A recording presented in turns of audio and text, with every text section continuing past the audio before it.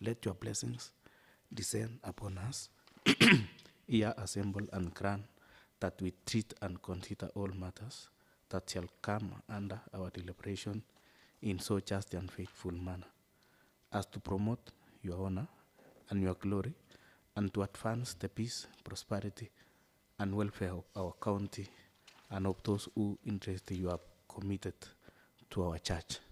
Amen.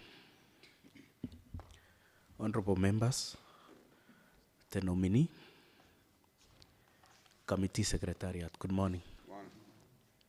Welcome. Mr. Joseph Kiptoo Ngetich, you are welcome before this committee. Take your position. This is the Sectoral Committee of the Nandi County Assembly on Administration and Public Service. For the benefit of the public and those following the live proceedings, this committee is here to conduct and approve hearing vetting of the nominee for the appointment to the Nandi County Public Service Board. One, Mr. Joseph Kiptoo Ngetich. Today we are here to conduct an approval hearing vetting of nominee for appointment to the Nandi County Public Service Board. This sitting is held pursuant to section. Chair, could you pause for a bit because we are not in online.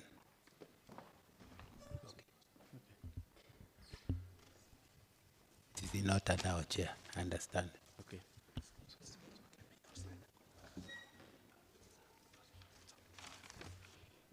Okay, let us continue. So this sittings is held pursuant to section 58A(1) of the County Government Amendment Act 2020. Excellency the Governor, Honorable Stephen Sang, in a letter dated 14 October 2024, forwarded to the Speaker of the Nandi County Assembly the names of the nominees for the position of the chairperson, member and secretary to the Nandi County Public Service Board for the purpose of vetting and approval, recommending suitability of candidates for appointment to the Nandi County Public Service Board. Consequently, a newspaper advertisement notice was issued on 7 December 2024, calling for submission of memoranda for or against any of the nominee and to notify the nominee about the approval hearing dates and schedule.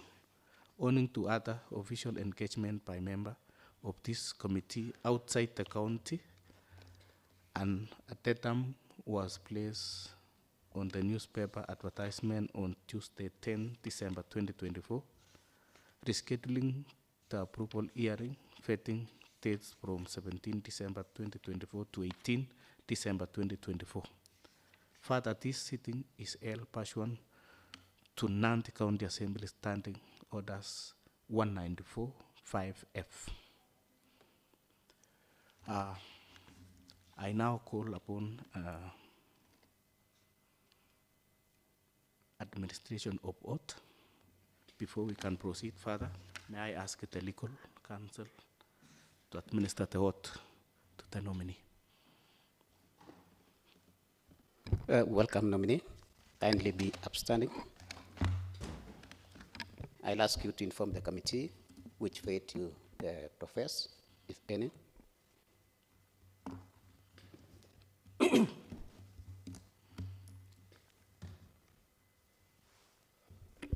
am a Christian. I will proceed to take the Bible, hold it with your right hand, and proceed to swear yourself.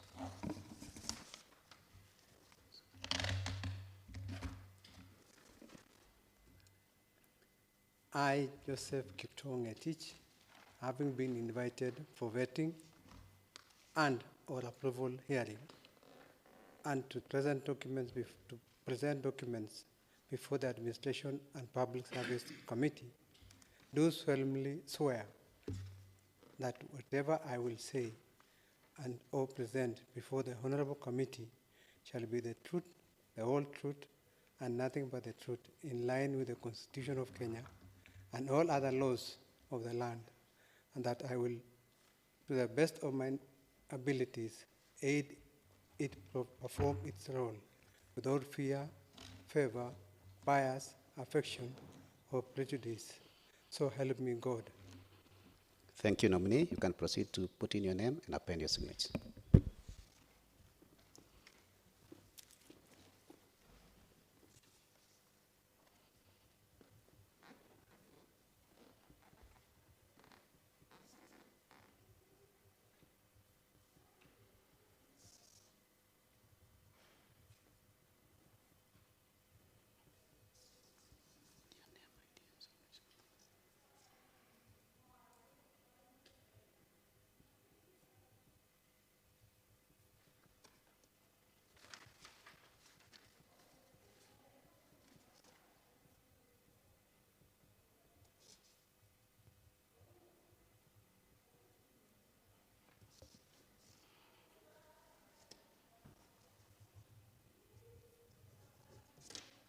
Thank you so much, and all the best.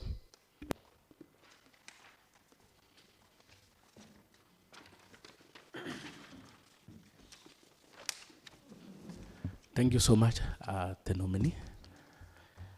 We now move to the introduction. And I begin. I am Honorable Emmanuel Chemalan, Chairman to this committee. Let us begin from the other side. We introduce ourselves. Okay. Thank you, Chairman. To our nominee, good morning. Honorable Edwin Kiprop Kemboy, MCA Nandi, also a member to this committee. Honorable Isaac Mosbey, MCA Kiptoo Ngetich Ward, and a member of this committee. Matata Benjamin Ngetich, MCA Kapsabet Ward. I am Honorable Silas Kogo, MCA Sangalo Keblonik Ward, and also a member to this committee. Thank you. So I'm Sarah Mutual, member to this committee. It's an interested party. So let me ask the chair if I can leave so that you continue.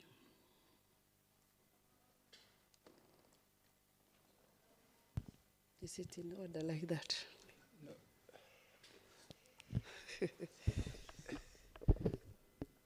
Chair, thank you for giving me this opportunity to introduce myself. I'm Keter Julius, MCA Jemondo Kamgituny, member to this committee. So thank you so much. Let me welcome the Secretariat to introduce themselves. I'm Kiptoo Boniface, Secretariat. Thank you. Good morning, nominee. I am Sang Eliud, Committee Clerk to the Administration and Public Service Committee. Welcome. Equally, I'm Commissioner Justice Kirui, part of the Secretariat. So thank you so much. Let us move on. And I'm going to ground rules. Point of inquiry, Honorable Chair. There is an issue that has been raised by Honorable Sarah Mutual that she is an interested party and that she was requesting to leave, but I have not heard you address the issue.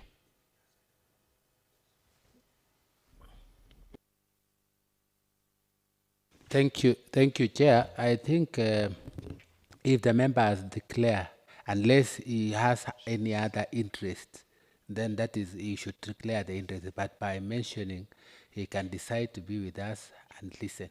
That one does not guarantee or warrant a member to, so long as he has just declared, tell us any member.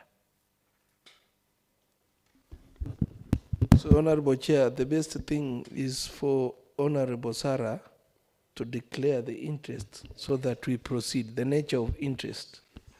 Okay, the nature of interest is that there is a very close relationship between me and the nominee.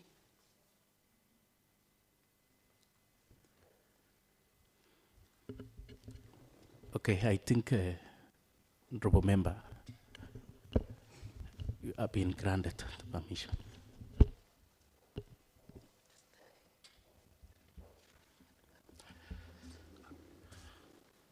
So let us move on.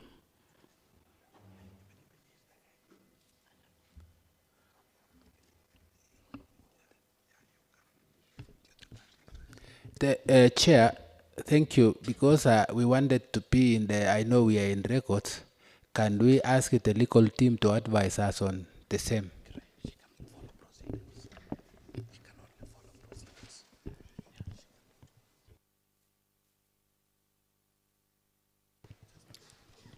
Honorable Chair, a member, upon having an interest over a matter in question or a party in question as it pertains to the subject matter, the same member can declare the interest to all the members and even the public, of which she has declared. She has stated that she has an interest, and that the interest in place is that there is a close relationship with the nominee.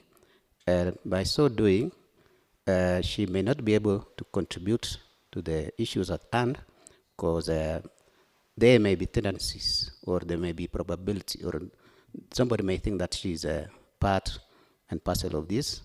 All she can do is just to follow proceedings and not contribute to the matters in question.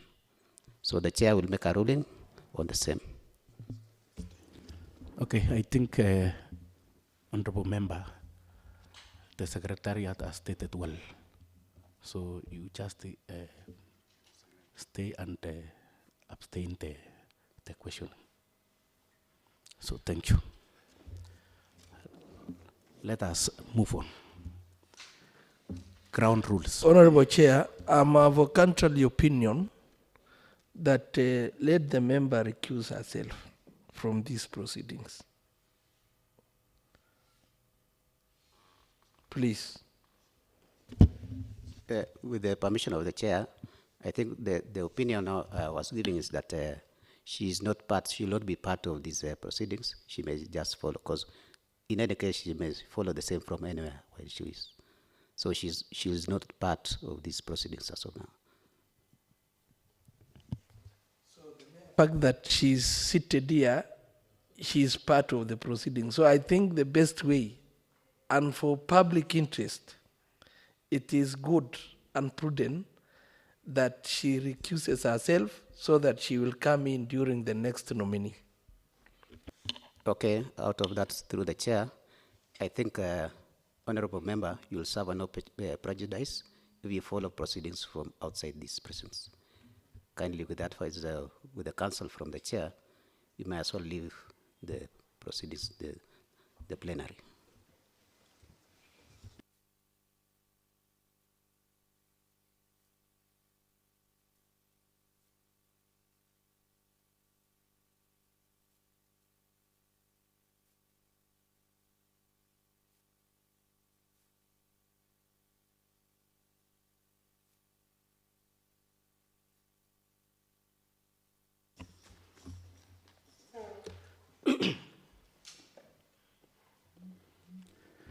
I think that is in order, and let us move on, honorable members. Ground rules. Mr. Joseph Kiptoo Ngetich, the committee will engage you in 60 minutes time. As the chair, I encourage absolute decorum, clarity, and precision in responses to the questions. You will be expected to answer questions through the chair, and questioning will largely border on suitability to occupy the office of the chairperson in Nandi County Public Service Board. Members will therefore ask you questions about your suitability to occupy the said office. It will also give you 7 minutes to introduce yourself and tell us a summary of your story, of your life and yourself, who you are, your career, and work experience. Take notice that no personal exchanges shall be permitted during proceedings.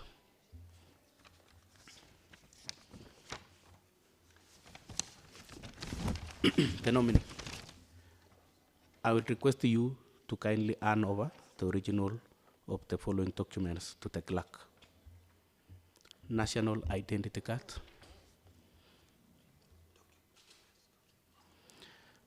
all documents, academic, professional documents, tax compliance certificate, clearance certificate from HELP, self-declaration form from ESCC, and a certificate of good conduct from DCI. Kindly submit.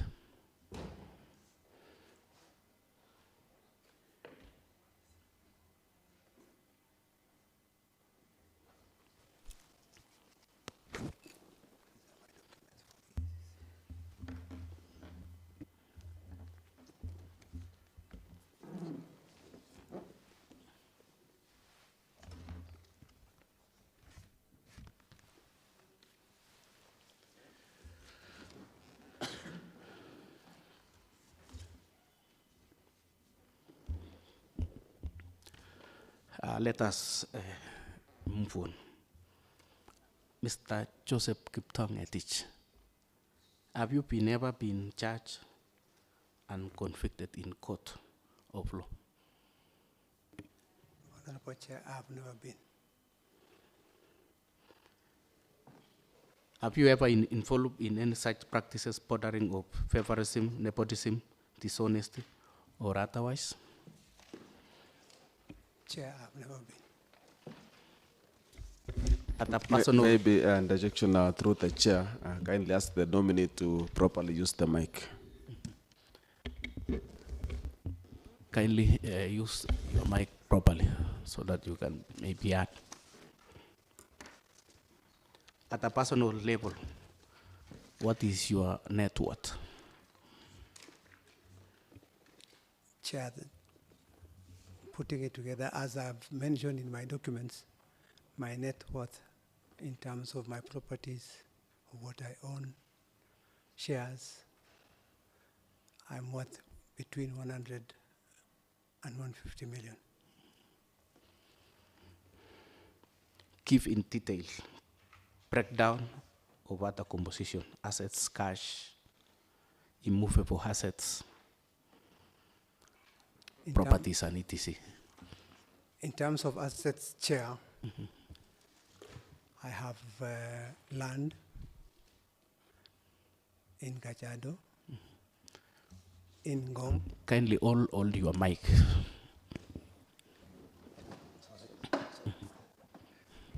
Chair, in terms of land, I have land in Gajado, I have land in Ngong, I have some parcels in Nandi,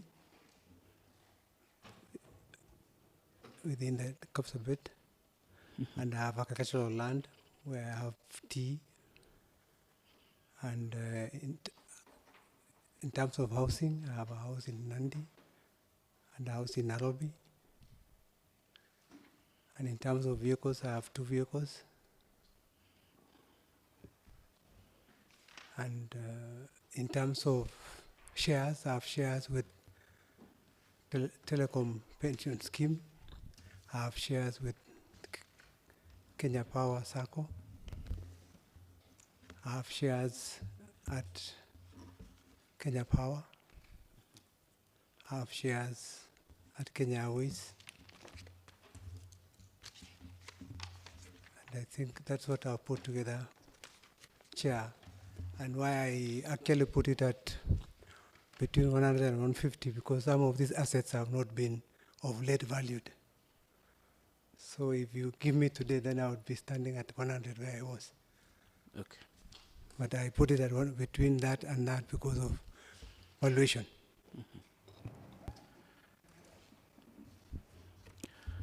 Okay, Mr. Joseph Kiptoo Ngetich, I now give you 7 minutes to introduce yourself.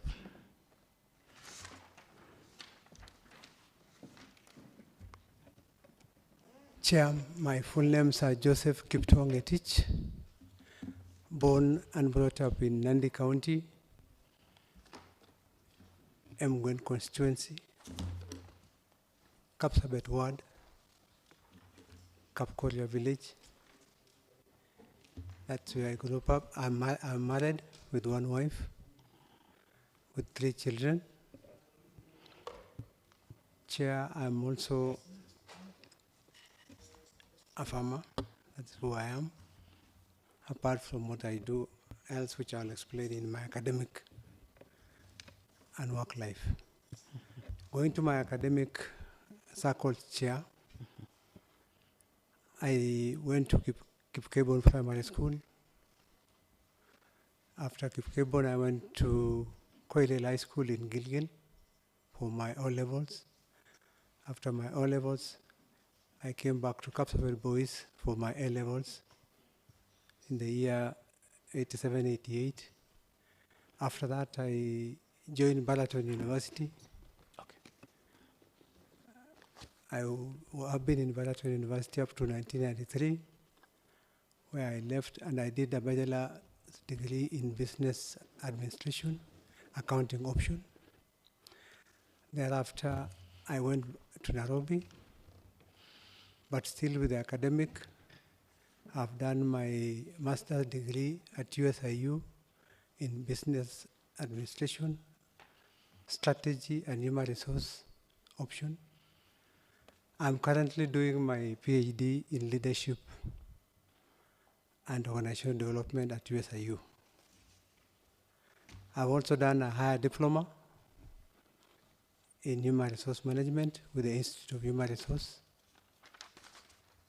And also, I've just finalized a paralegal diploma in law at the Kenya School of Law.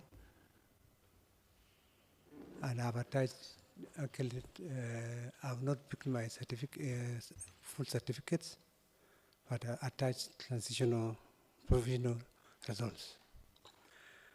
Chair, after the academic, I'm also a member of the Institute of Human Resource as an associate. I'm also a member of Institute of Directors. And thereafter, I'll go to my employment record. I've been an employee. I started my employment immediately after Balaton in 1993. And I was given an opportunity at CASNEP, where I was an examination officer. But I was actually given a 6-month contract. But after 3 months, I was moved to accounts assistant. But within the 6 months, Honorable Chair, I got an opportunity with Kenya College of Communications Technology, which was the school of post and telecommunication then.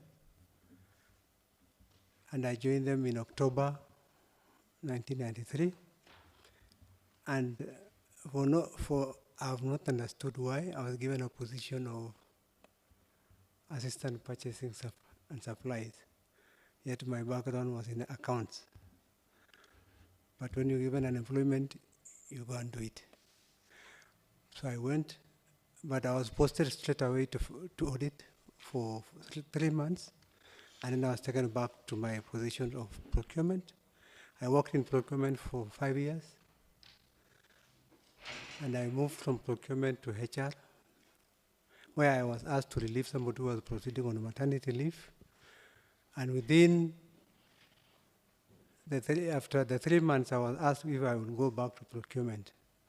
And I said, no, I think I've arrived home. I think I like the profession. And that's how I started doing my higher diploma in HR and the other degrees in HR. From there, Chair, I stayed in HR at KCCT, which is currently Multimedia University. I worked there up to the year 2006. Where I climbed in ranks, I moved from human resource officer up to a senior human resource officer, which is the second in command. Thereafter, I went to Bob Morgan Services Limited, which is a security firm, as the head of HR. And I worked there until 2016. And I also grew there up to the director, HR and administration. And thereafter, when I left, we formed a company with a partner called Third Eye Consultancy. And this company, we offer purely HR consultancy and strategic management. That's where we have been all through. And we have offered some trainings that is relevant today, I would say, is Kajiado County on leadership and management. We have offered to Wajir County, and this we offered to Wajir County Assembly. The other one was Wajir County government, and it was purely on, again, governance. So from there, Chair, after that, I got an opportunity also to, I was given an opportunity at the county, Nandi County, to chair the pending bills committee as a chair, which I did in the year 2018 as a chair.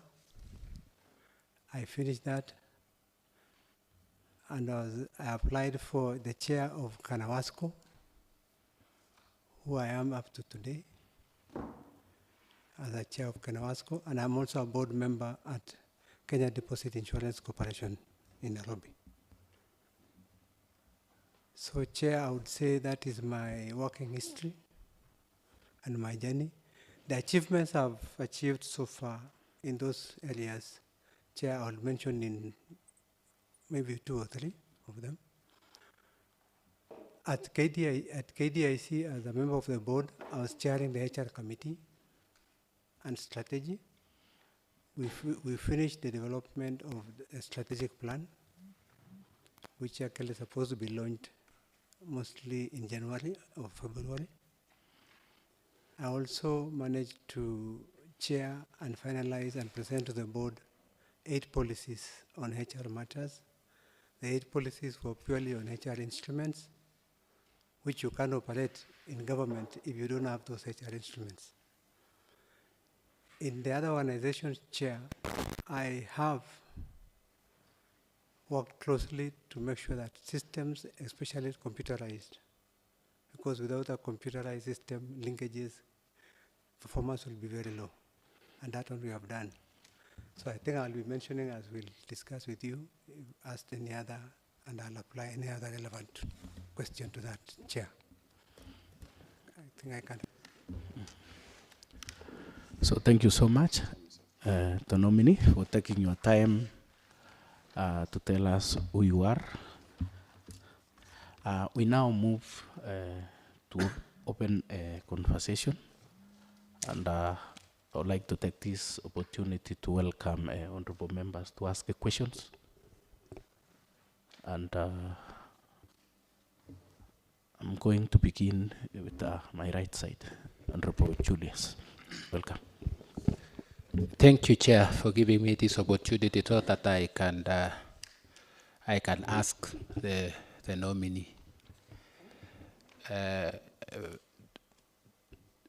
way he has just introduced himself is very much aware of the place.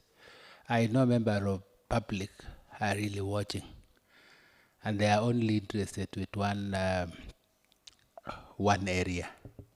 As you are aware that if this committee consider you the same position that His Excellency has just decided to offer you, or the other mandated that anybody else, we really need you to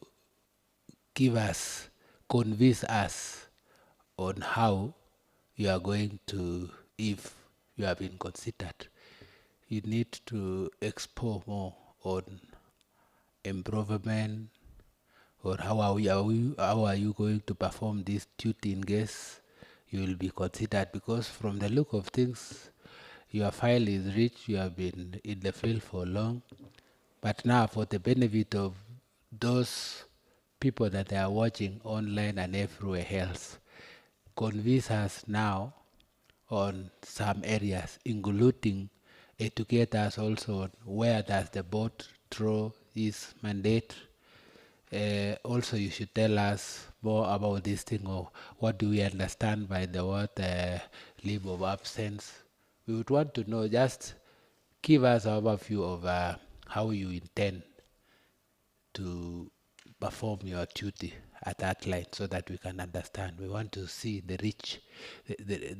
riches on that field, because from the look of the things, we have seen your file, you have worked experience. We also want you to explain, tell us something. Where does the board throw its mandate? And to me also, I would want to know, understand more in this thing of leave of absence. What does it mean, this thing of leave of absence and all those issues? So, Chair, through Chair, let Nominee explain the two as we proceed. Through the Chair, Honorable panel member, panelists, looking at the questions you have asked me, I will start with the mandate. The board draws its mandate from the Constitution and so strongly on the County Government Act 2012.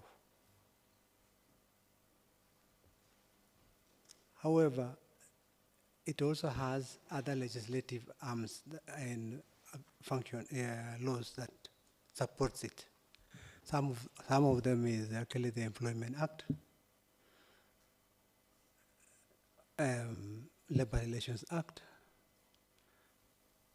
but specifically from what I've been asked, the key mandate is drawn from the County Government Act 2012, and looking at it is from section 56 to up to 85.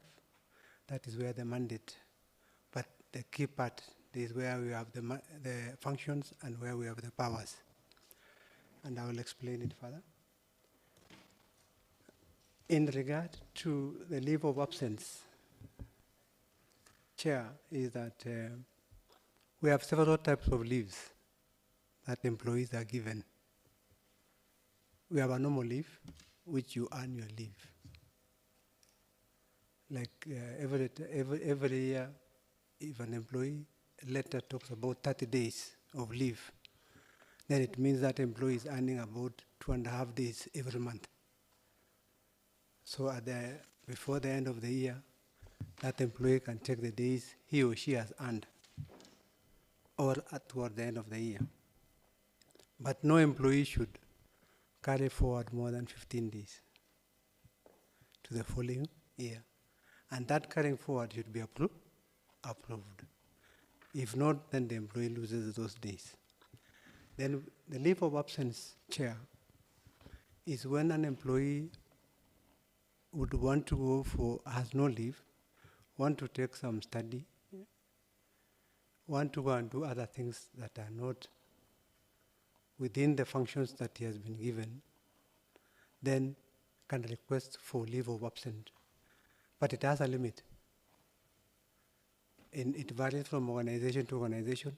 It has a limit that you cannot actually ask for leave of absence, like in certain offices, for more than 3 months.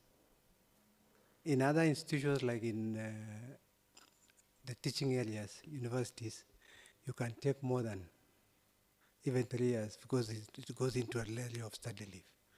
And it is also considered as leave of absence. That leave of absence can be considered in 2 ways. It can either be paid or unpaid, depending on what the policy states. Because you will not find it in the law. You will find it stated in the law, but it does not state whether it is paid or not paid. It now comes into the issue of regulations or policy of the company.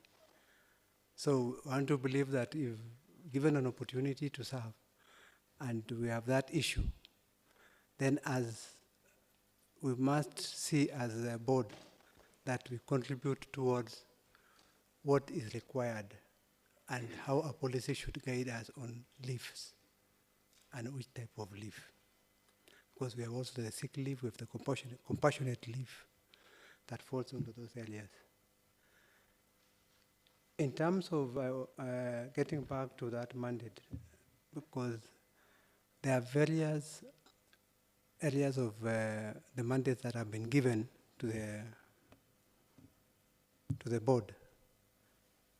For example, the board can establish or abolish an office as a function, and it is mandated within the Act, the Act. So when that is given, then the board cannot also wake up one day and just abolish an office. They must be consulted, or even create an office. There must be consultations that are done between the respective offices in the county government, and even some of these sometimes come back. However, Chair, the key part of these things are three. One, that we must have a manual, human resource policy manual.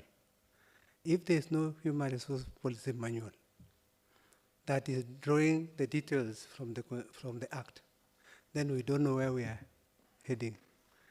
It will not give us any guidelines. Two, Chair, we must have what we call an establishment. If we don't have an establishment, like for example now, and I'll take an example of the county government, the departments should have an establishment which states, like now we are preparing the budget for next financial. It is in a process. So if the departments have not factored in within their establishment of need for staff and say which positions, it will be very difficult for the board to come back and give them staff whom they never asked when they were even doing their budgets. So our key role will be an establishment. We must have a staff establishment for the county government. And thirdly, third document we must have is a career progression. We must have a career progression for employees. Because how do employees get to know, I need to move from this grade to the next grade? In most situations, you will find that there is need for an employee to be promoted after 4 years. So the employee should be aware, and that document should come out with that very clearly, that after 4 years, an employee can move, and is there a vacancy in that place? And if there's no vacancy, what should the board and the executive do and make recommendations? But the bottom line, Chair, is that there must be those three documents, which now summarizes the structure of the county, from the governor, the departments, who are this and this.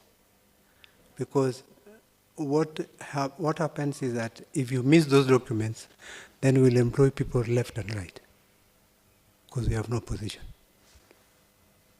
Okay, Chair, so that I hand over the mic to my colleague, I would also want to know the relationship. How does Public Service Board relate with the County Secretary? How does it relate? Tell us something about it. Through the Chair, the relationship between the County Public Service Board and the County Secretary is it's a thin line. It's a very thin line. Because one, the Act and the Constitution allows the creation of the public service within the county government. And under it, it says we'll have a county secretary. And is expected also to create or to establish a county public service board. So once that establishment that happens, actually the relationship now kind of has begun, but the independence of work comes in. The board will be independent in performing its functions, but can advise the county secretary on today.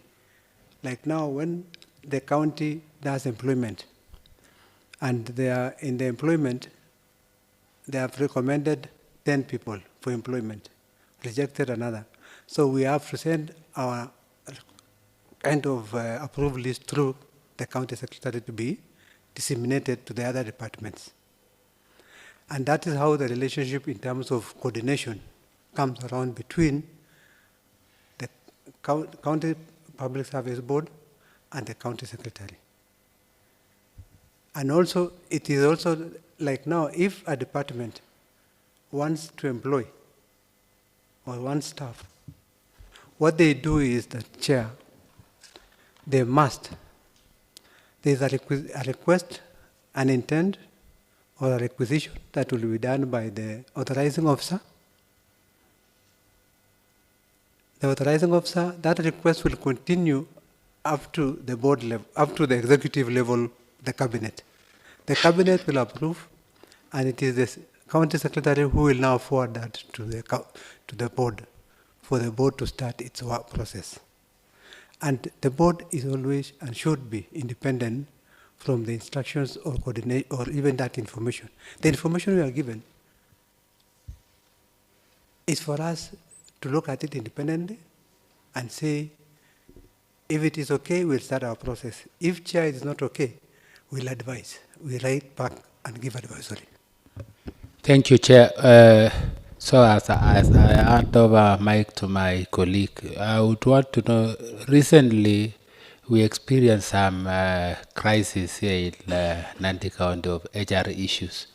Could you please, nominee, if you will be considered, how will you unlock the stalemate within the HR office? Tell us something about it. Through the chair, I want to be very careful about it and to be economical about it, because it is still a case pending in court. I am aware that there was a ad hoc committee of this house that did their work. There was a public service which also did their work, Public Service Commission. And all that has been almost put together into what is happening in the court case today. And I would say, let me not be prejudicial on what is pending in a court of law. But for the purposes of member chair, is that I have a dream that I think if we do the three things that we said, I've tried to do my homework, and I found that some of those documents don't exist. And if we align those documents, this county will also do very well. Because what I realize only is that their independence is not independent. So allow me not to comment too much on that particular one, Chair, because of what is happening in court. Thank you so much. Honorable Chair, I have a follow-up question on the issue of leave of absence. Is it allowed that you can take leave of absence in the same organization to work in the same organization but on a different capacity? Is it allowed? And on that, so that you answer both questions, is it, can you elaborate for us the procedure on the approval of leave of absence? Thank you. Honorable Chair, through you. The first question which has been asked by the honorable member, that is an illegality. For you to take leave of absence to work for the same organization, that is an illegality. It is like today, me, given this opportunity today, I serve in the board and I take leave of absence and do another work within the county government. that is an illegality, because I'm drawing the same salary or the same amount from the same employer. So I would say that is an illegality by itself. The second part of the question, Chair, is the issue of the procedure of leave of absence. If I get it right, it's always supposed to be documented. I don't know whether it is documented in particularly for the Nandi County, but in most other organizations, we have documented the process of leave of absence. It does not, because normal leave is approved by the immediate officer or the authorizing, but leave of absence sometimes goes up to the head, up to even, like now, if need be for the county, it would even go to CECs or even see the county secretary. Because it is actually getting to say, you are not going to be in office for about a year. Who will do your functions? That means you have to engage somebody else to do your activities. And that is that's another process.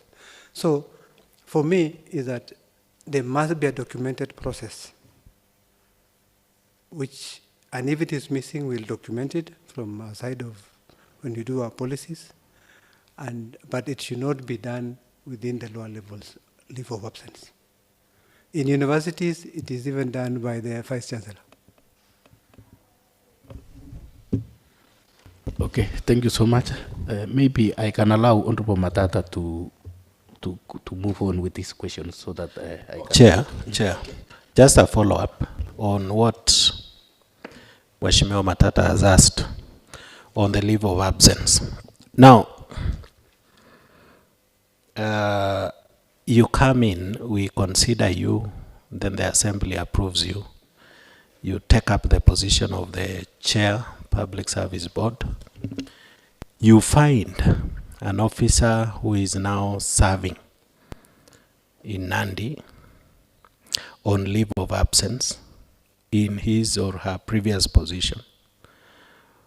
What shall be what is the action that you are supposed to take, or what action are you going to take when you find a situation like you've described?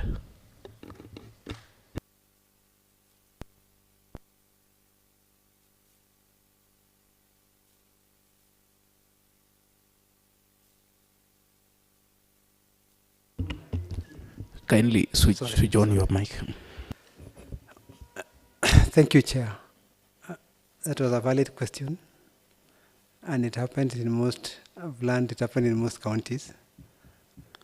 What happens in this scenario, and what I'll do, because you have asked me what I'll do.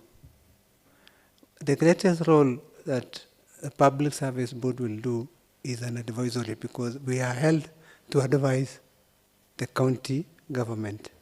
And also as we write our report, because one of our other functions is to give reports to the assembly. There is what we call regular reports, and there is the mandatory report of every December. So in those reports, we will be saying, what have we done?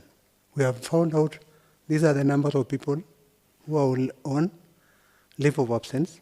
We have advised the county government on the following actions, because we look at what is the nature of that leave, and if there is need to regularize it, fine. If there is need to withdraw it fully, that will be our recommendation, because our role really will be advisory and recommendations. That's how I'll...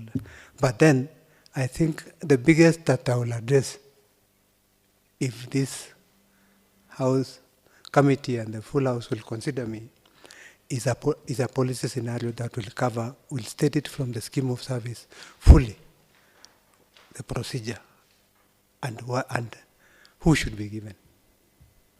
Because it should not just be, leave of absence is not an issue of left and right.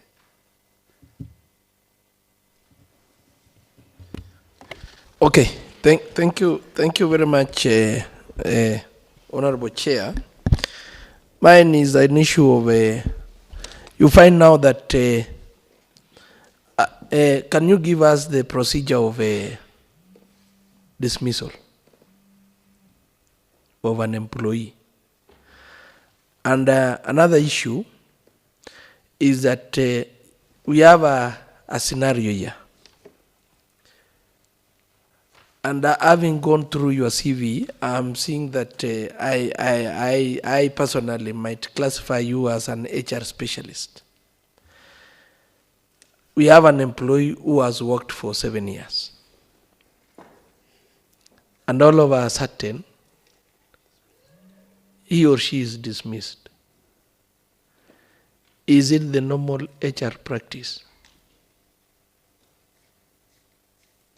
Maybe, Honorable Chair, let me allow the nominee to answer the two questions before I proceed.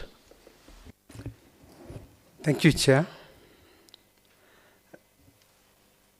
As in private sector, sometimes we say it is not difficult to dismiss in government, but it is easier in the private sector. However, a question asked by honorable member, the procedure of dismissal is very clear in the Employment Act.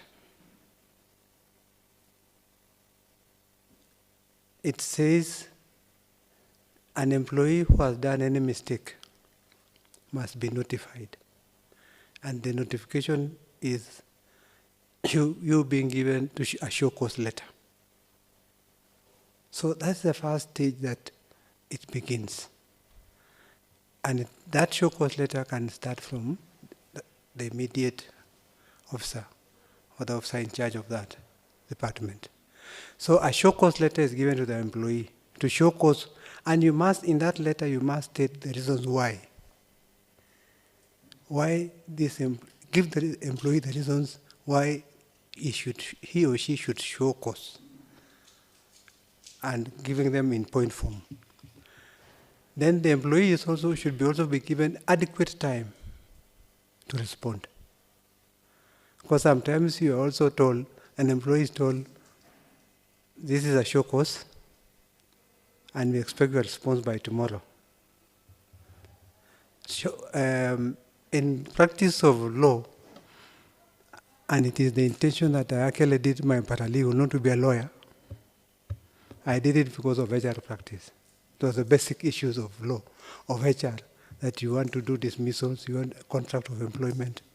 So the basic, then the issue here would be, give an employee at least 7 days, at least a minimum of 7 days to respond. Maximum would be 14. Then once the employee has responded, you as the supervisor and the team, you can consider. But in the county setup, I don't know whether there's a requirement in the county setup that you must have a HR mark. The HR mark means Human Resource Advisory Committee. I don't know whether it is there, but that is a requirement, that there must be a Human Resource Advisory Committee within the county. That is where the disciplinary action starts from. As we take control from the board, the starting point is on the other side.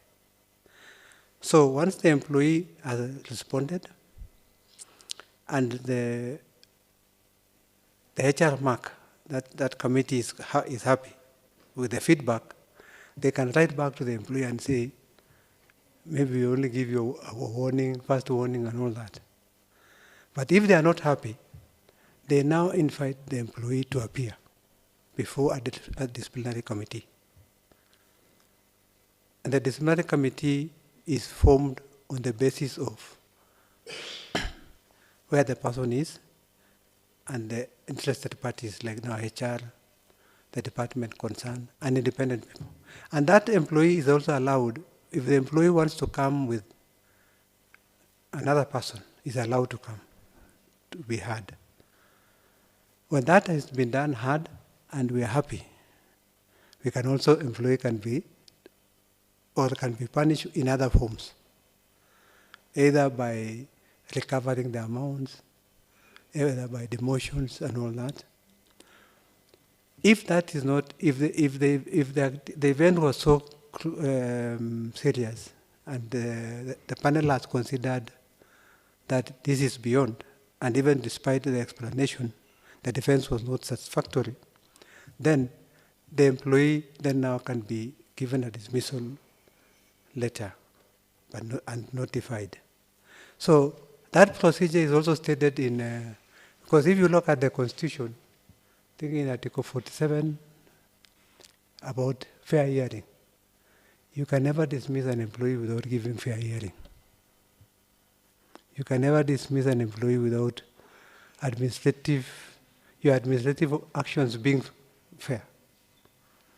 So there is always the law of, was the employee given the opportunity to be, first of all, to respond, and was the employee given the opportunity to be heard before you took your final decision? So that, I think that, to me, that would be the procedure that should be laid down before dismissal is done. Taking into consideration that the employee has also the right to go to the next level. In the county government, the employee can appeal to Public Service Commission, can even go to court. There was this issue of somebody has worked for 7 years, and without maybe he or she got into the employment and procedurally, but has worked for 7 years,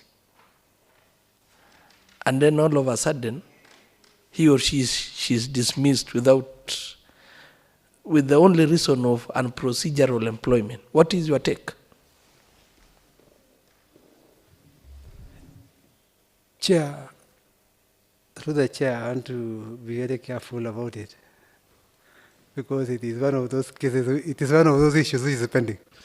No, I'm just asking the question. Yes. On the normal HR issues. What is your take on the, I'm not talking about the case in court. I'm talking about the normal HR practice. On the normal HR practice, Chair, is that employee, how he joined the organization, and he has worked for 7 years, the burden lies on the office, because it wasn't your fault. So the dismissal process should really be on the material facts of the mistake that this person has done in office. We should look at the material facts in office, but not look at, because then the mistake, and again then, if the 7 years and the mistake was on the other side, then it goes back to who was this officer who made a mistake and procedurally, and yet we are punishing this person and not punishing the other one. So in an HR practice scenario, we always bring in, because these things come from other departments, we bring in the aspect of where was the origin, so that we don't also leave other people scot-free, yet you only make this person suffer. Okay, Honorable Chair, there is this issue, and I've heard you mention most of the issues, policies. The Nandi County Public Service Board are depending on the national policies, which actually have not been domesticated in the Nandi County Public Service Board. What will be your turnaround plan if appointed, if approved and appointed? What will be your turnaround plan within the first 90 days in office?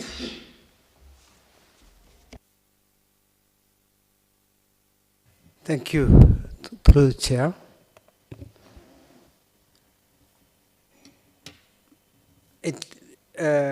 In fact, I was thinking, and loudly, I don't know, I was imagining this question will come. I was imagining when I was on my own revision scenarios. I saw, when I was doing my research, I saw Kisumu has domesticated their policies from national to Kisumu, county government, through the County Public Service Board of Kisumu.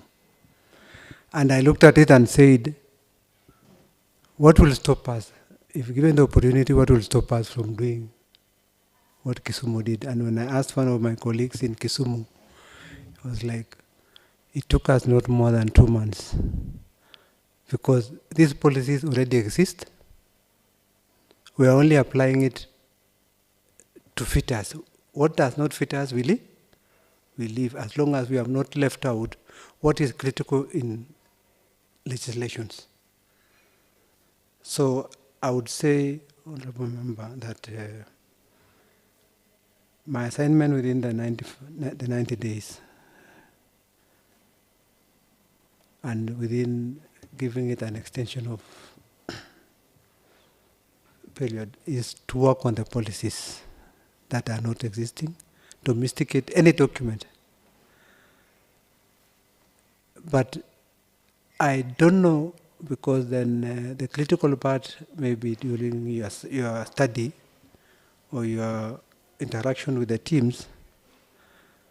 It will be of little effort if the Public Service Board does not have systems that will links up to the other departments of the county, and even link to the county assembly, that today you might not need to come to the county Public Service Board, but you can get information from where you are. So I'm looking at, in the 90 days, my priority would be really to look at the ICT systems that exist in the County Public Service Board and how to link them with the county, and later on then bring it to the county assembly for the benefit of, if they want to refer quick. Because information is what we are saying we should not hide. So that is one of my key issues that I look at. But however, it all depends on, I will also wish to negotiate with the executive, if given this opportunity, is to negotiate with the executive and also through the county assembly. Does the Public Service Board have a budget that it runs it? If we are going to depend on the executive to give us the budget, then the whims will be the same. That before you do this, you need to do this. So we'll be requesting through the executive and finding out.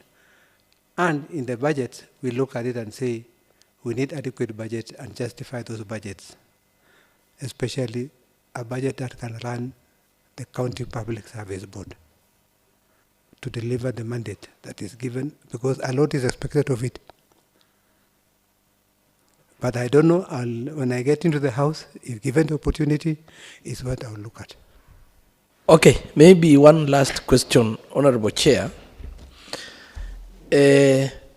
What is your take on somebody acting more than the required period? And for example, if this House approves you and you are finally appointed as the chairperson of the Nandi County Public Service Board, and then in the course of your execution of your duties, you find that the CEO of the board maybe has found greener pastures, and he or she renders his resignation, how will you intend to fill that position, maybe for the meantime, before we have the substantive CEO through the normal procedure that you are now undergoing? How will that be filled? Will you accept an appointment from outside the board, or is it the mandate of the board to fill that position for the meantime in an acting capacity? What is your take? As you answer, I want to remind you that your 60 minutes is almost ending. So kindly be brief. Thank you, Chair. And through you, acting positions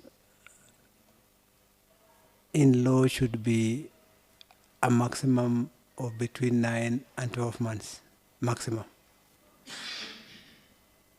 So we'll endeavor to ensure that people who are acting are either confirmed or replaced by a full holder of that office within the given period. The 6 months is normally the first 6 months.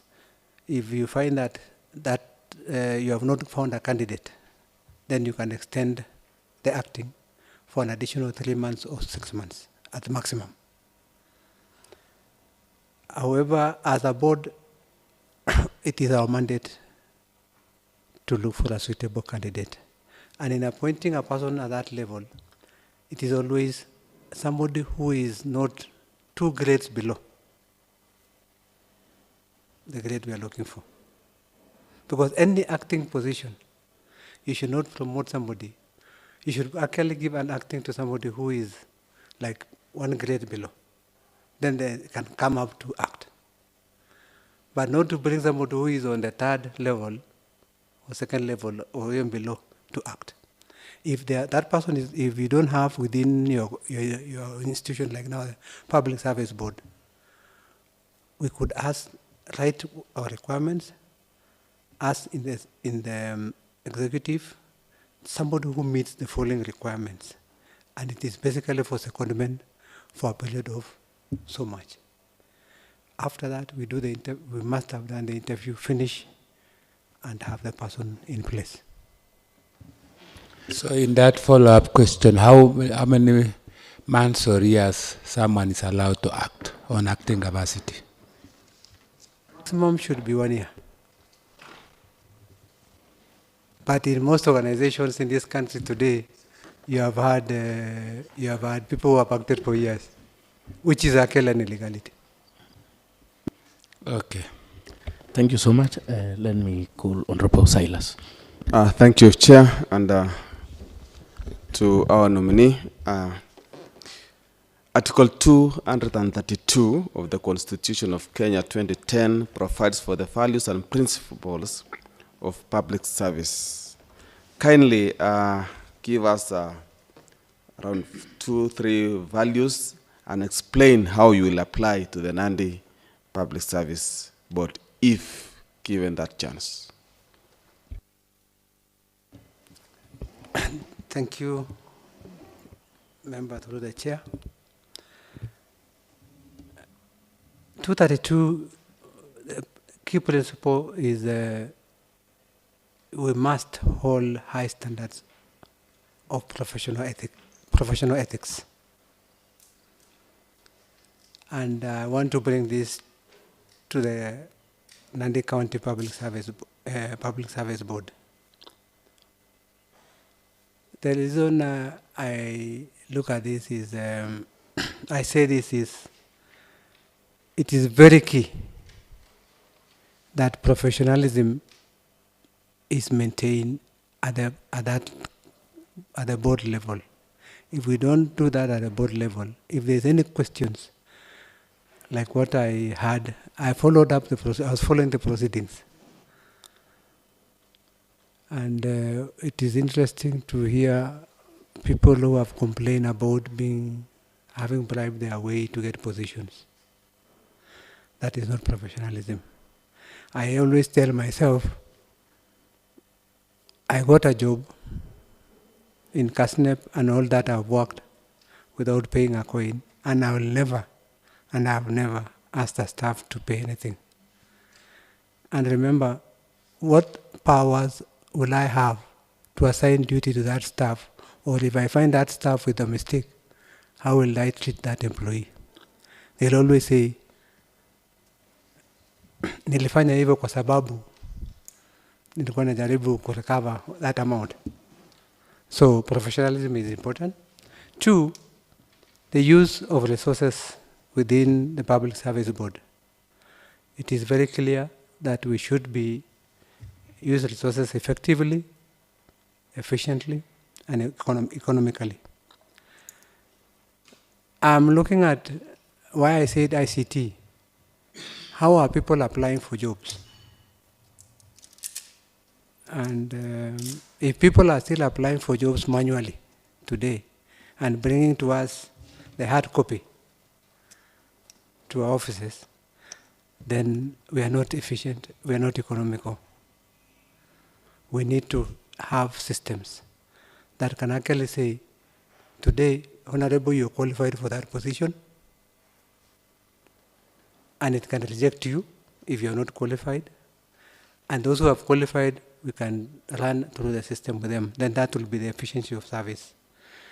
The other one is there's involvement.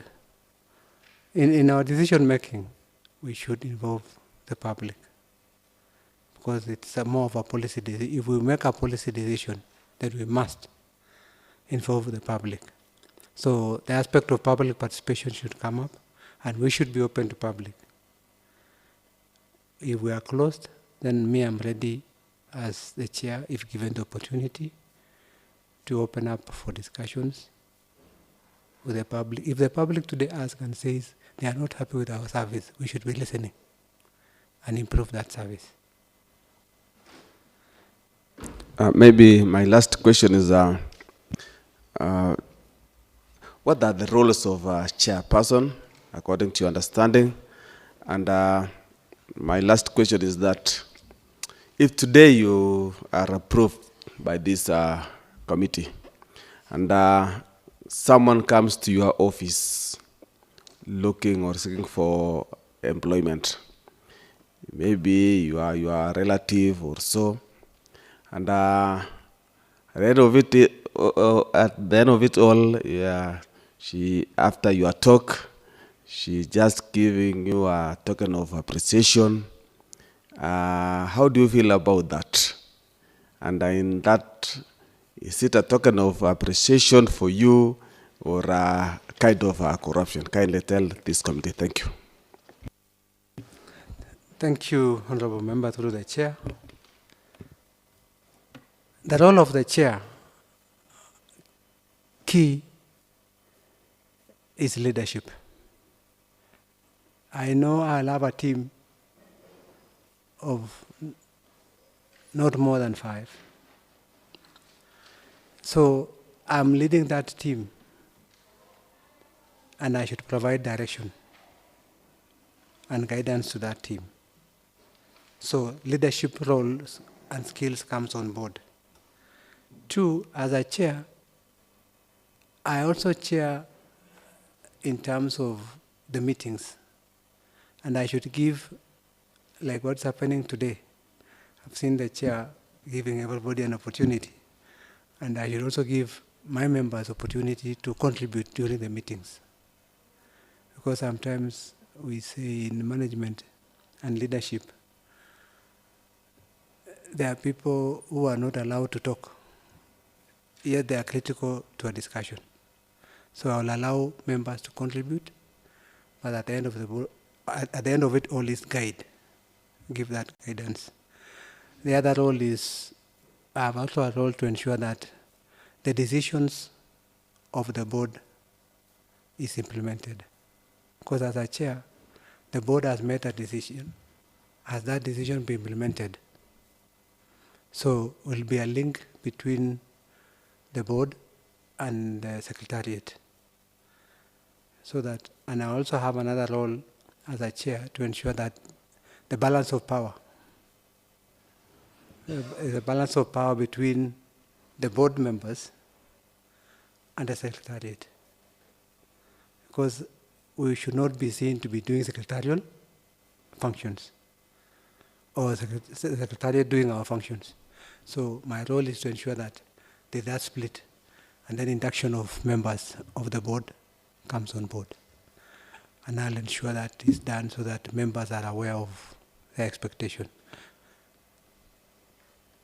I think you've not answered. There's another question you had asked. And maybe as you answered that through the chair, Mr. Ngetich, why do you think we should approve your nomination as the chairperson? Thank you.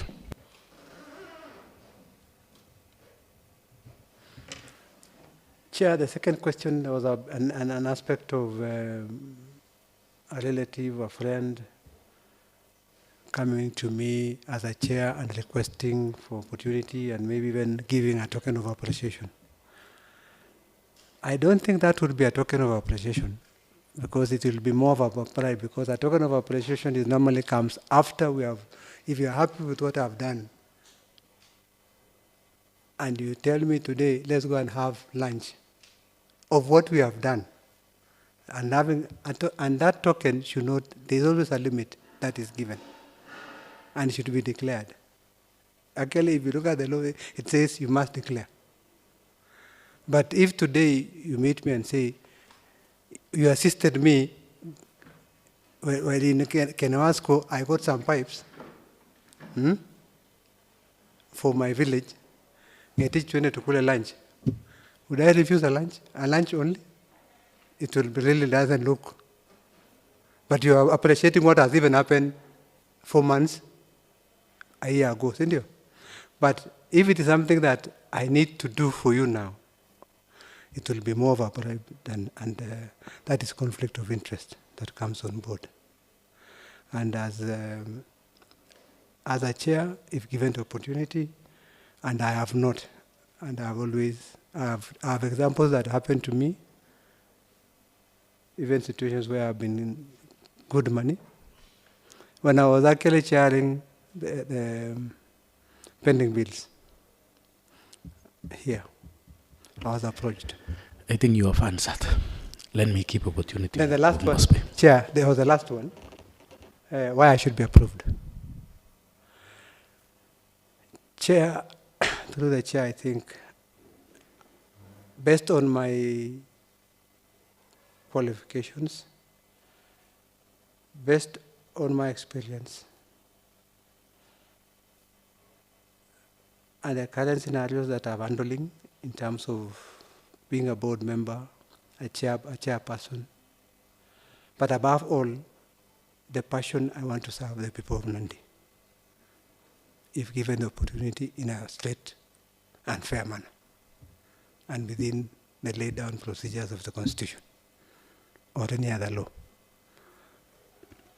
That is how I want to bring up.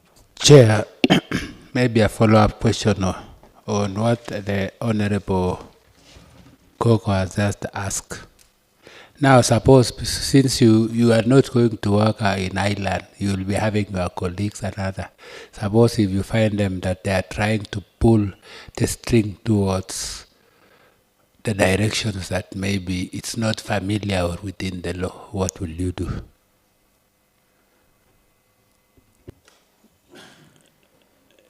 Chair, it's good to bring that to the attention of the members and give them what the law says. And if they still go ahead, you know, your dissenting voice is very important when things are worst and documented. But normally, we say as chairpersons, ensure that you don't create a disharmony within your committee. So what I'll do, first things is, when there's disagreement, we break for kamukunjis and try to resolve our differences. We can even postpone that particular agenda to the next meeting so that we see how we can resolve it amicably. If it doesn't really work, then that's where the voting comes on board. And if the chair is, after all, the chair is the one who gives the last vote, fine. But the worst for me is I will never take it, and if it is not running away, but let it be documented for the future reference.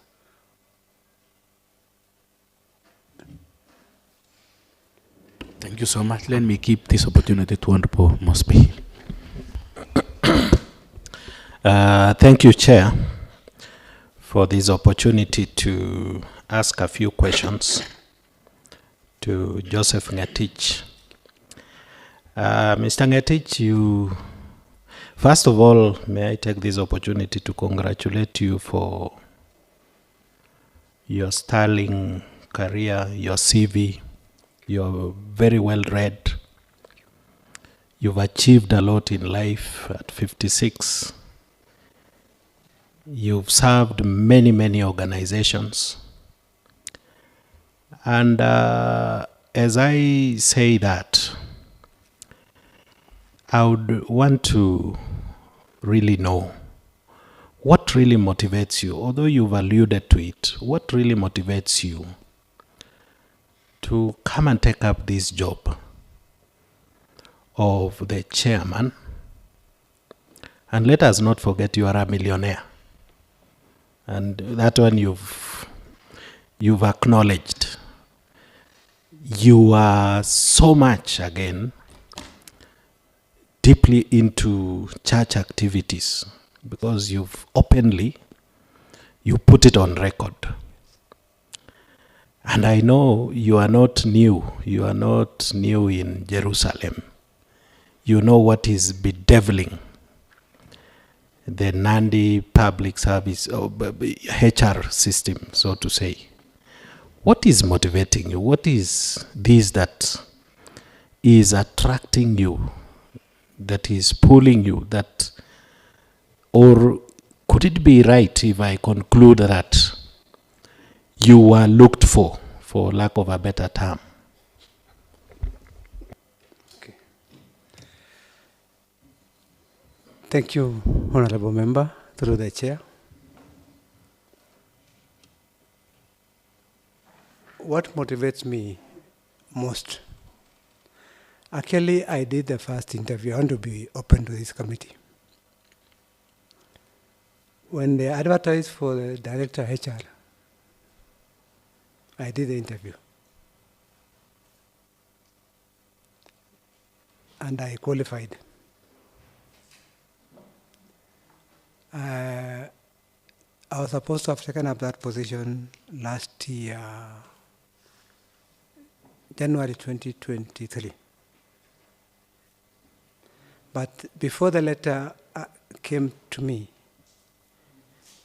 I had been appointed to KDIC board. And you know the conflict of being a public officer and directly. So I said, I actually called the office of Nandi County and said, kindly I would wish to decline taking up the offer. So I was ready even from the word-go in to take up the HR function in the county. I want to say that when this position was announced, some of my friends did not even know that I've applied. I had even friends in the panel that was interviewing, but they didn't know that I applied until when they got shortlisting. They asked me, kwani huwezi kutuambia umeapply? And I said, I was putting my foot to come and serve in the county. At my age now, I'm looking at what can I give back to the county.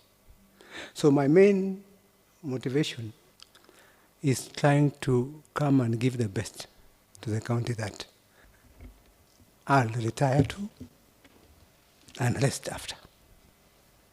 But I have a passion for people. Thank you. Another question is, you will come in and you are going to find a man or a woman, a worker in this county, who is between 30 and 35 years. And this servant of Nandi is already in job group Q. In your HR experience, is it possible? And bearing in mind that, don't say this is Kenya, but in the best ideal HR practice, and I really liked what you said, that every worker should know the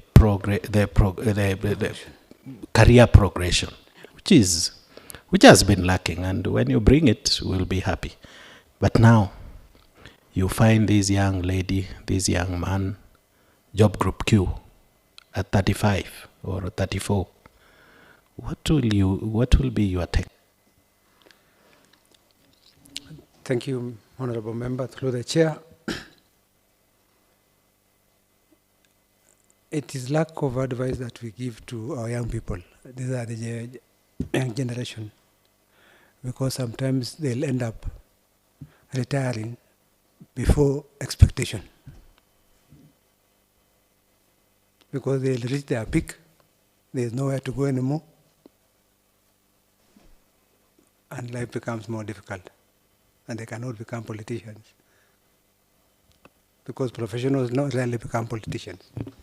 However, what will sit with my team and recommend is you can't demote such a person because he's already in the job, because it will bring another illegality that we'll have done.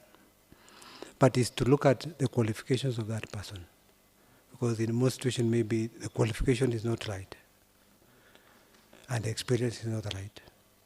We try to develop these people as much as possible as a county. That's where you now have to invest, because now if you lay them off, it becomes costly. You go to court cases and all that. So what we'll do is to try and see how we can develop these people, but then ensure that now their growth is also managed from there.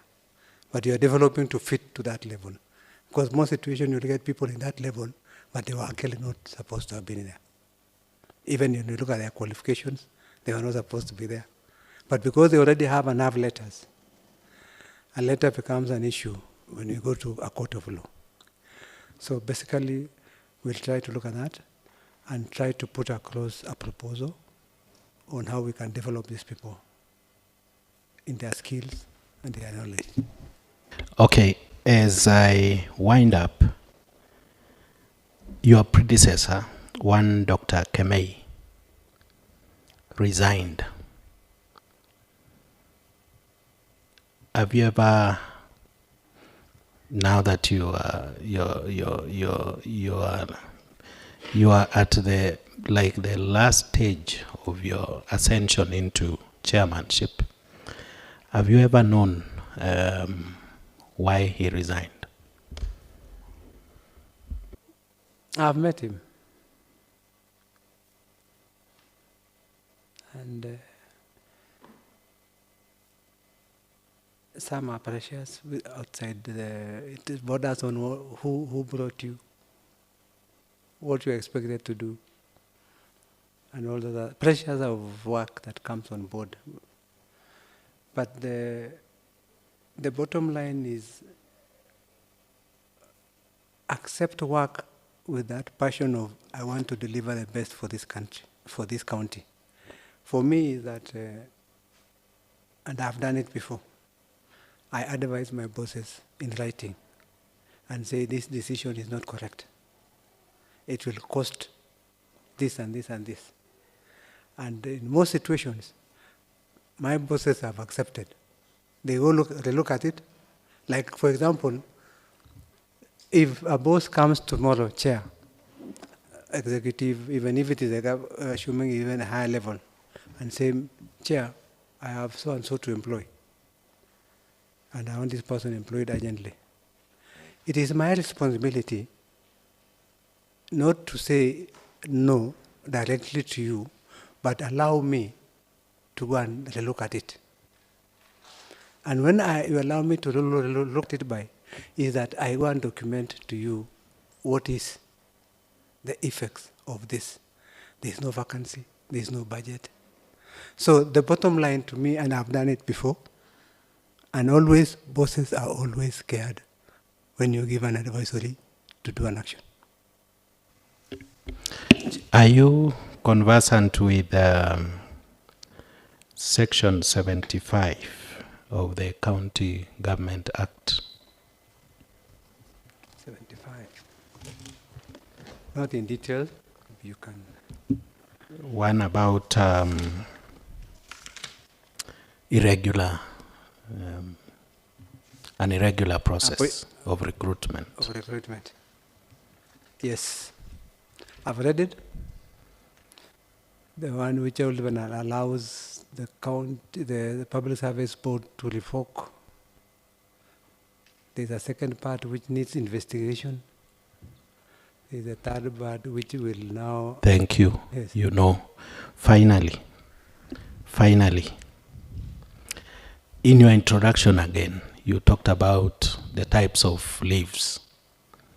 And there is one you've explained to us. There is the normal one. You called it normal. Normal leave. The annual leave. You come in, you find out that the one, since his or her appointment, was paid only once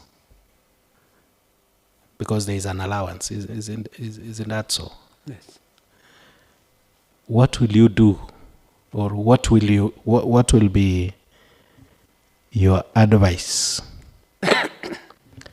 And then closely to that, a payslip comes out for a month that a person has served. Then, unfortunately, they lose the job before payment was made. What is your advice on the same? Thank you, Chair.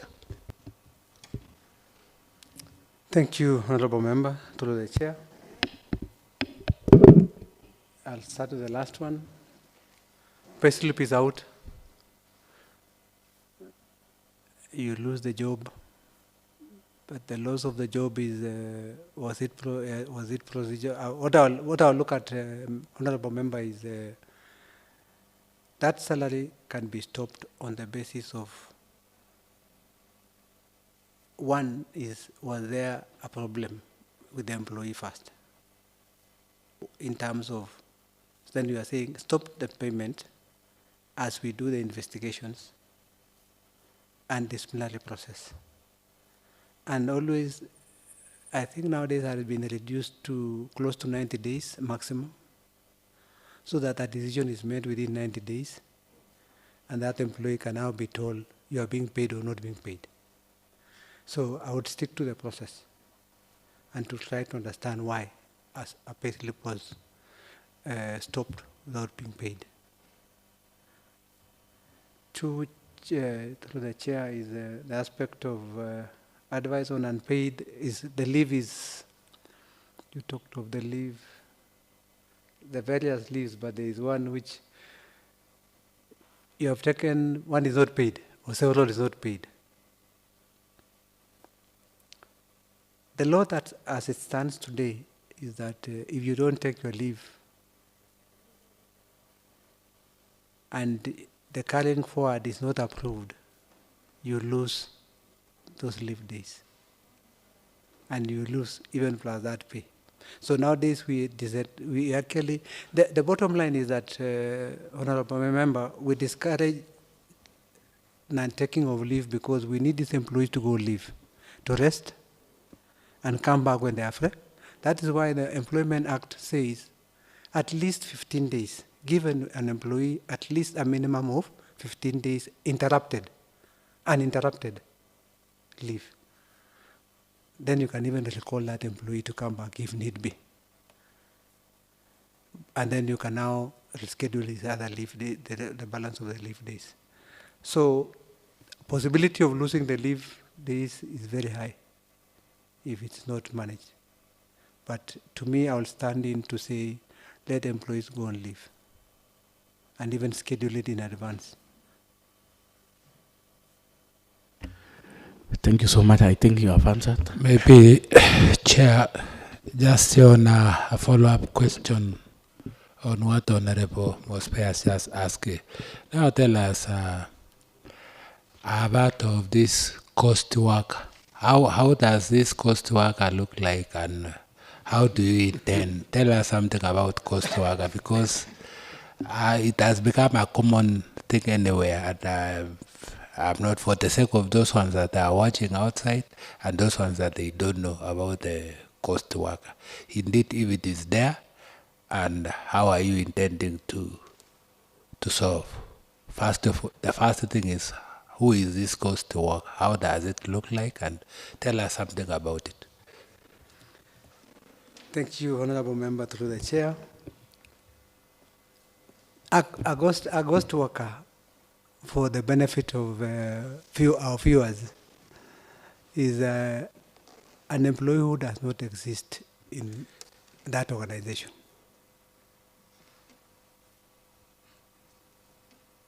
Has not been employed in any procedure. He or she cannot be found anywhere in an office. So it becomes, he's nowhere, he's actually not known. So we say these are ghost workers because we try to identify them. They have numbers, they could even have numbers. They could even have a payslip.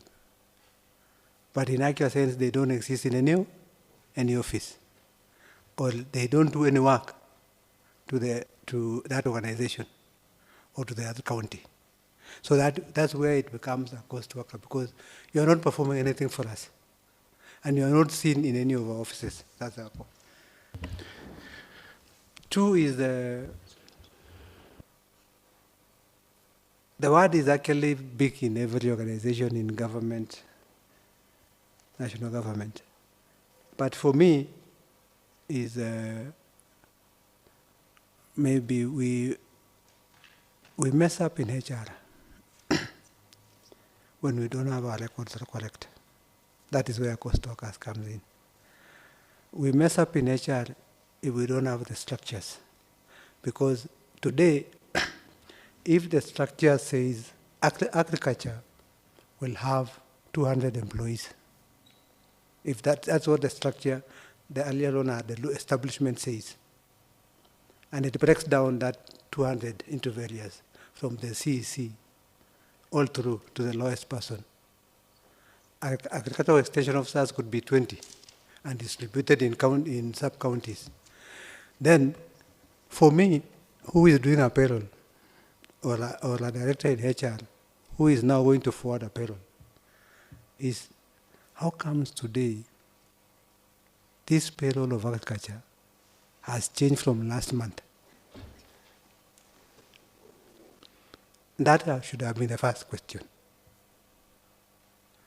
Then it will be very easy when you monitor month by month and you see any changes in every department, then you get to know who is this employee that I am not aware of. But then it will come down to, if I'm involved, then let go. But as for me in the Public Service Board, and that is why I'm requesting and saying, if you give me the opportunity and the House sees fit and the governor confirms, the first is systems. If the systems, we want to see in where I can click from the office and say, we have 189 employees in agriculture, and it is still 189. And we have a payroll because we have a responsibility as a Public Service Board to actually oversee. I don't know how our payroll stands as now, but I was happy and saying if we could bring our wage bill to about 42. I'm not even looking at 35 as per BFM Act, because for us in counties it becomes almost next to. But being fair, if you bring our because I think at one point we're almost at 70. So if we bring that down, and every month we see and monitor how many employees, we had only 3,000 employees. How comes we have 3 or 5? And in our records from Public Service Board, we have not done any interviews. Then we should be advising the executive and saying, and even in your reports that we send to you, you will see that we are saying there were additional and procedural staff employed. Chair, so as I rest my case, There is one area that I would want you to explain to us. How do you transmit? Let's assume that you have advertised a job, interview has been done, shortlisting, all those things, and now you have come to a conclusion that so maybe Mr. X now deserve to be put in payroll. How do you transit? Which criteria? How do you transit from the Public Service Board to payroll? Could you give us after you have concluded, maybe you have done all those interviews?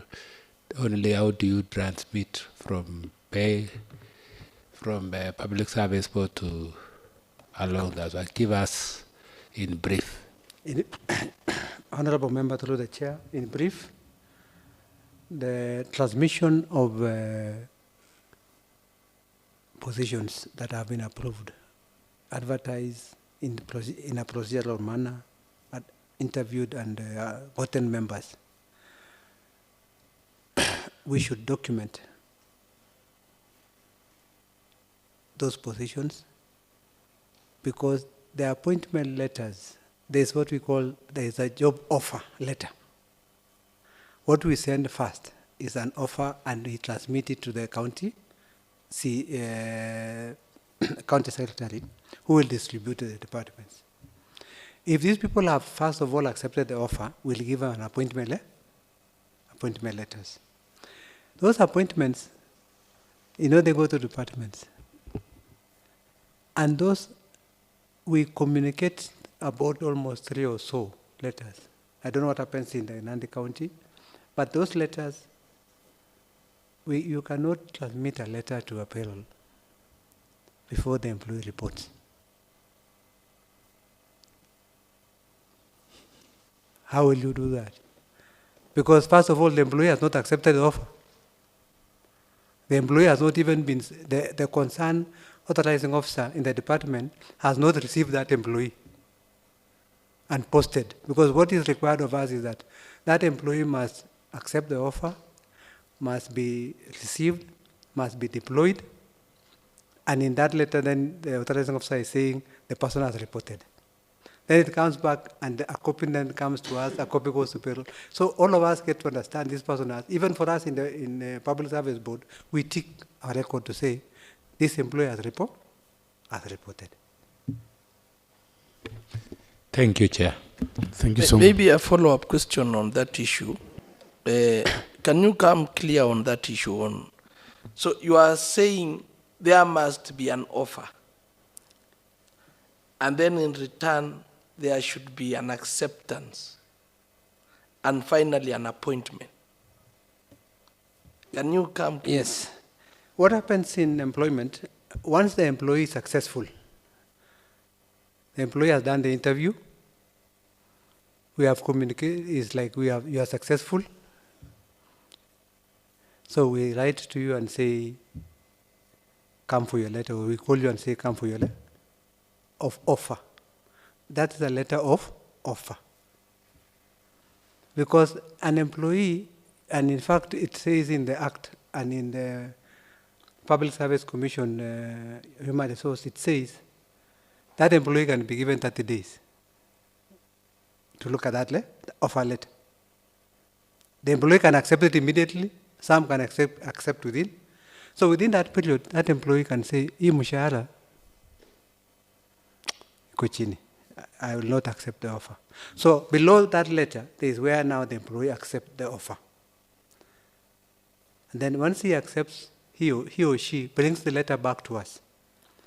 And then we give a letter of appointment. We have now give you an appointment letter. The letter of appointment is what now we also copies to the various, like now to the county secretary and the respective heads of departments or authorized officers. From there, the employee already knows where he's supposed to report to. So the employee will go there, the employee is deployed, because then now it is not us who deploy you. It is now the officer, like now either the CEO or the director in that department who will now deploy. There's a form again there, where now the employee is actually either employee can be given an induction and deployed.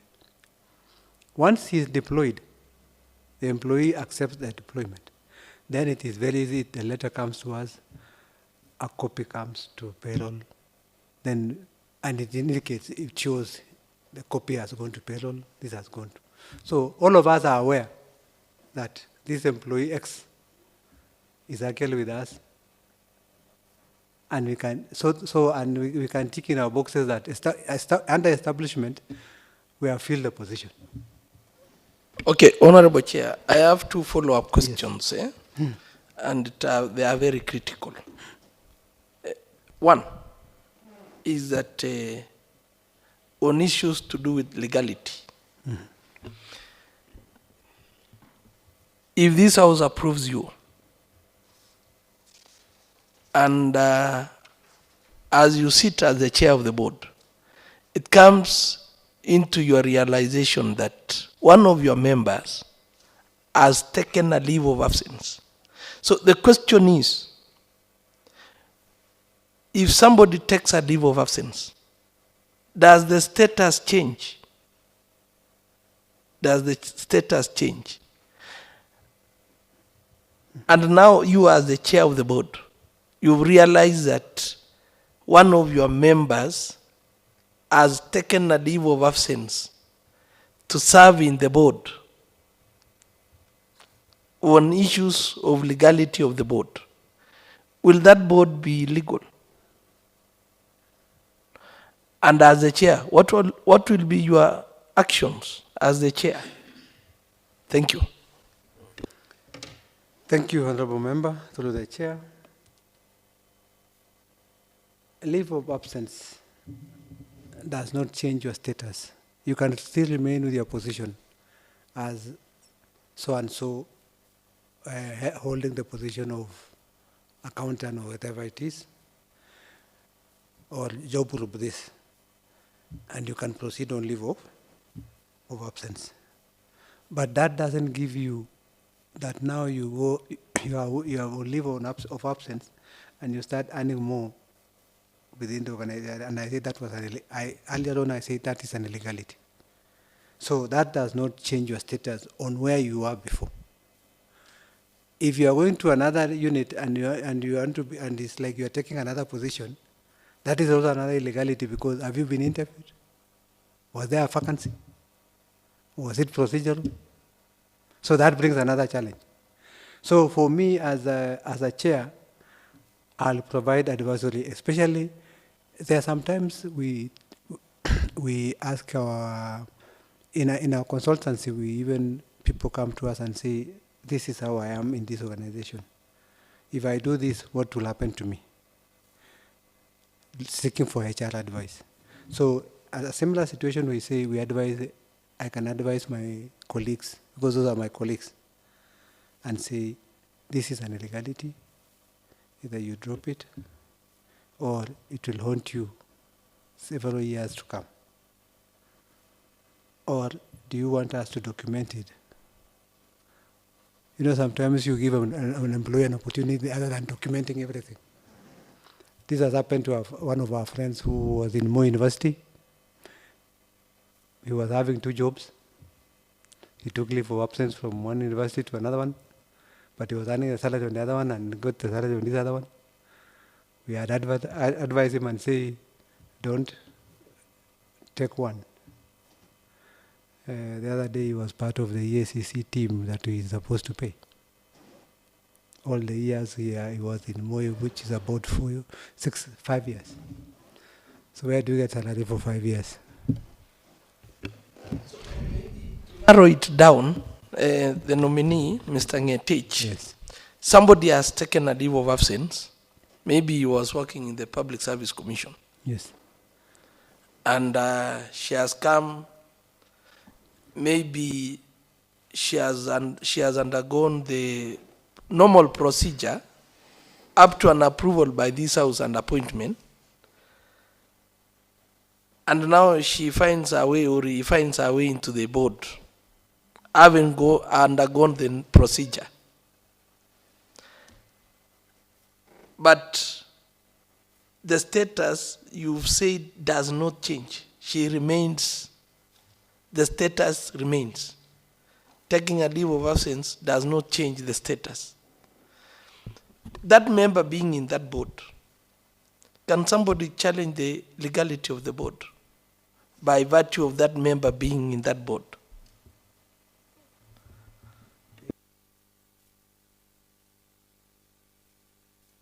There is a possibility on the basis that first you are serving, it's almost like you're still serving two. And especially within the same county, it is even worse.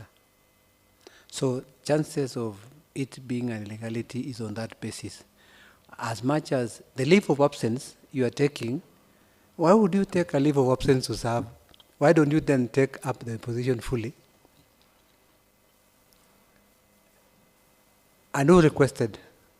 You know, there are aspects that we need to be clear, that when this person is coming to join the board, for example, or even join another organization, the clarity is, was there a request from that unit? Was there a request from the board? And if there was a request from the board, was the procedure that is laid down in the act followed? Because then it brings what you're now saying, illegalities. Because you have come to the board of County Public Service Board, but you didn't follow the procedure that is expected of you. So, first of all, you become an illegality. Chair, so as you hand over mic to our colleague, there is one more question which I found that it is very important for you to answer. Now that we are in devolution, and maybe there is a huge competition in terms of employment, maybe you have 3 or 10 opportunities that you have advertised.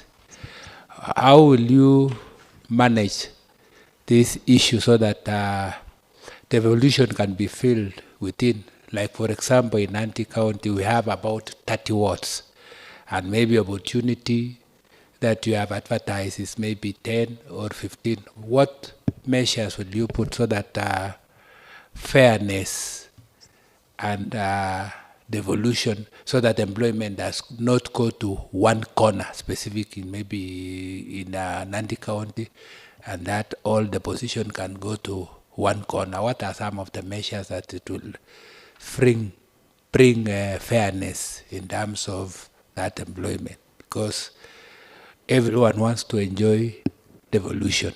Now here comes, maybe it's not enough to say even 1 per ward.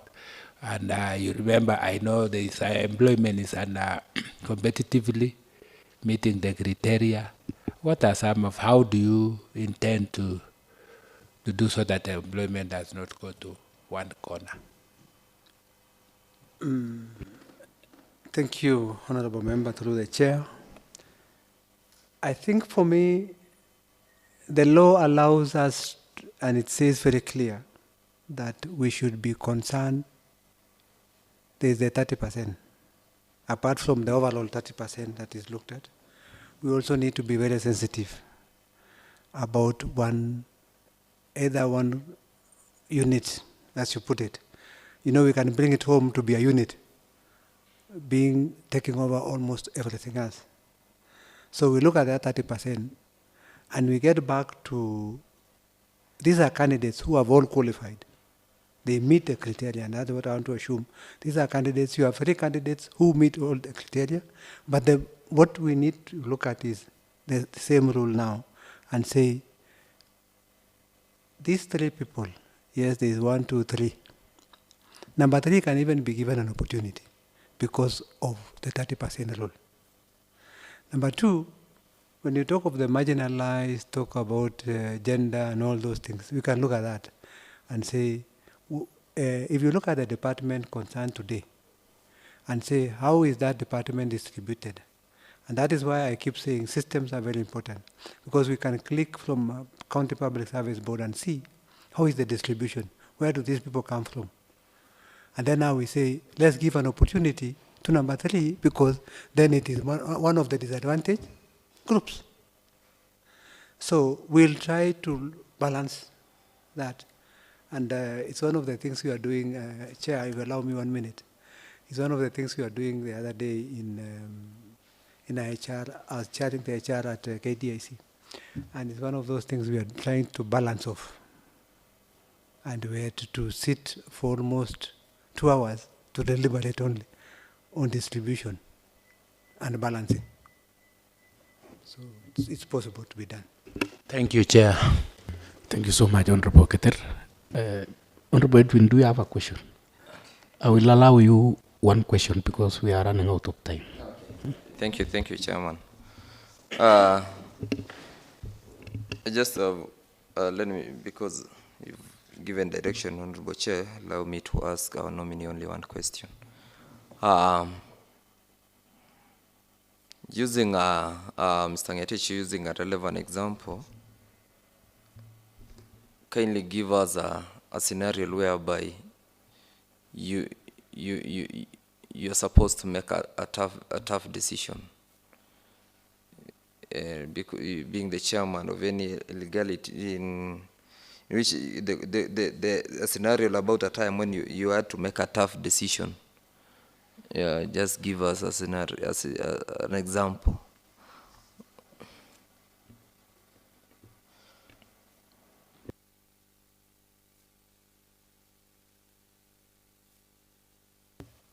Thank you, Honorable Member, through the Chair. There are several, I'll give one.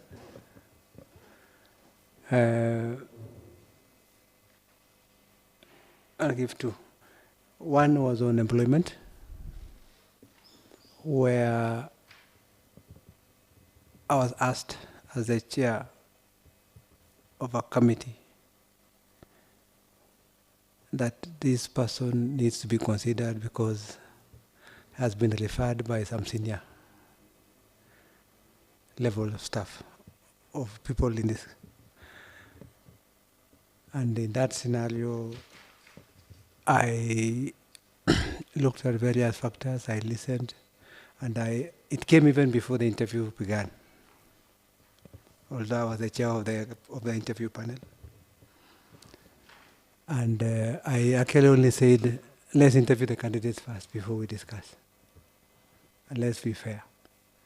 So the candidates were interviewed. The candidate became number 2.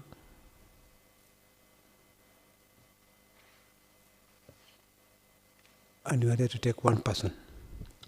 And remember, number 2 is there's a condition attached to you or you have information given unto you.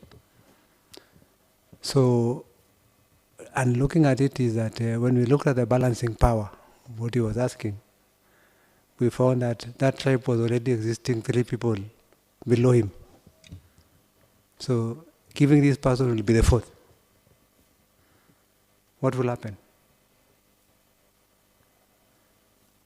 So we debated, members gave their views, but then at the end of it all, it was like, Chairman, you're the chair of the interview panel. So I said, we'll carry the 3 names to the board. We carried the 3 names to the board.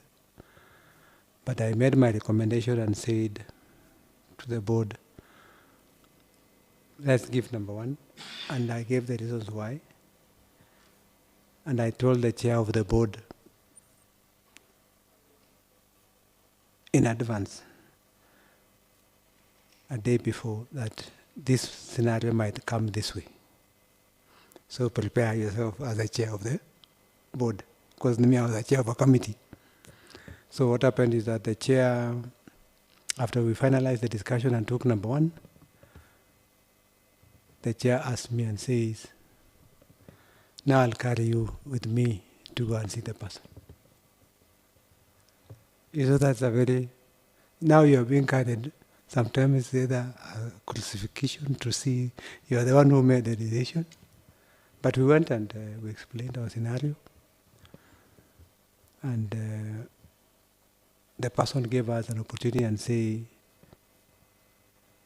I had 2 people. Were they 2 not considered? Lucky enough, the other one had been considered on merit basis and everything else in another position. So, and we are told it's okay. But the process of reaching that decision was a challenging one. But the other one was a challenge in terms of disciplinary. There's a day my boss told me, this person must be fired. What do you think when it comes from the CEO and you are the head of HR and the CEO is saying, this person must be fired? So I said, let me go and look at the file. Within another 1 hour, I'm called. Have you issued a letter of dismissal? But I refused. But in the long run, when I asked, after 2 days, I told my boss, allow me to do an independent investigation. When we did that investigation, it came out that the issues which had been reported to the CEO were not correct. And I had also broken down the cost that would have cost us if we were to go to court. And I think in that year I got a bonus for the advisory because we would have lost about close to 1.8 million in paying off the employee. But it was a challenging because the process was, it needs to be done now. But as late as when I was also a chair of another board where I left, we were asked to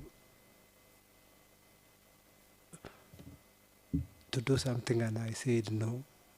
But I wrote back to the board and to the appointing authority, and they told us, and I said, if we do this as recommended, as mentioned, on this date and this date, these are the consequences by law. Later on, I was not, it took some time to be talked to. But after some time I was called and I am told, we have relooked at your advisory and it is correct. But you can imagine it took almost like 6 months when as a chair you are not being talked to. But I soldiered on.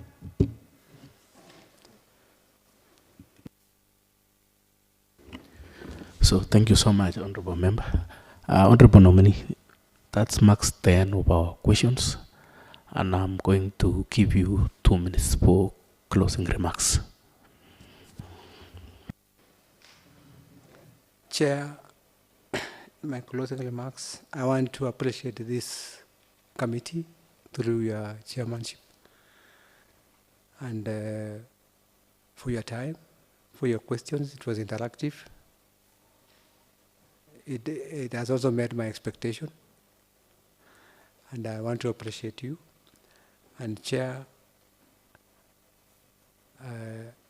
I want to promise this committee that if you find it fit to consider me and the House to be the chair, I'll do my best to turn around whatever has the challenges we have, but working together. But I will also look forward for your support, because working alone is not, we must have partnership to succeed in this. Otherwise, with those many remarks, I have to say thank you very much. Thank you very much, Nominee. The committee shall retreat to write a report, and they will notify you the findings and recommendations. So, can you kindly confirm your original documents?